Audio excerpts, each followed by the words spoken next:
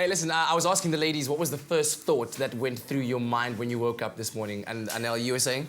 I'm not rested. I don't know why. Normally I'm rested, but I think it's... Are you okay now? I think it's a glass of wine I had last night. That extra glass of wine I had last night. And you got a new puppy? I got a new puppy. Oh, my goodness. Well, nice things. Listen, let's get on to your questions that you asked via the culinary hotline, via Facebook, email, and, of course, you can call us on 08391333728. All right. Gavin Povey on Facebook says, when making beef Wellington, how does one prevent it from having a soggy base? We don't like soggy bottoms, no, we do not. You know, when we're cooking. So how do you stop your beef Wellington from being soggy?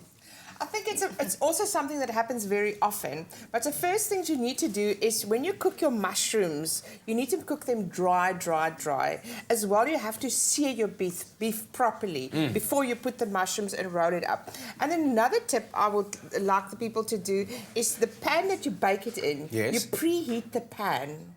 So when you put the Wellington down, it immediately starts cooking. You know, and it sears the bottom, kind of seals it. Yeah, so everything, and if you do those three things and your temperature is on the right temperature and everything is 100%, I'm sure you won't have a soggy bottom. Fantastic, yes. Yeah.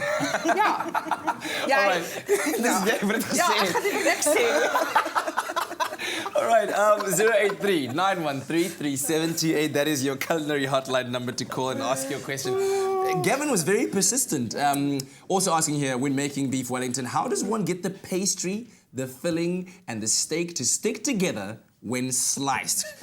I've never even seen a beef Wellington before. This is my first time. What is a beef Wellington? Is that a beef Wellington? This is a beef Wellington, basically. It's a beautiful old-fashioned English dish. It's fillet steak, so you've got to really treat it well. And then it's layered, usually, traditionally, with pate, then a mushroom, something called a duxelle, which is finely chopped mushrooms. Sometimes there's spinach, sometimes there's prosciutto or bacon around it, so you kind of do whatever you want. Yes. The important thing is, when you're rolling it, so essentially you seal your beef, yes, and then you've got your mushrooms down and your pate and what have you, put the beef in the middle, roll it up quite tightly. So the trick is to use plastic wrap. So you put a sheet of plastic wrap down, put everything down, roll it up really tightly, and then just pop it in the fridge for about 10 minutes, just to seal it all together. Okay. Keep it together. Yes. And then you use your cold pastry. Put your cold pastry down, unwrap it from the plastic wrap, put the thing in the middle, wrap it up nice and tight. Yeah. And it's all about the wrapping. Okay. Making sure your mushroom is, like Anel said, a little bit dry so that it doesn't fall apart. Yes. As well. And then back into the fridge again before you bake it. Just 10 minutes just to chill it again, bring it all together. Yes. So that when you take it out of the oven once it's baked, it should hold itself together. And I also bake my pastry like first at 200 degrees, and then I bring the temperature down from 20 minutes, and then I bring it down. It all depends on the size of the beef. Then 180 for the rest of the. Is that also, and I think that will also start with your pastry and Can you cut that? So I was about to say, so while you're doing that, so essentially at that high heat, you essentially want to kind of shock the ingredients to cook very quickly and then allow them to...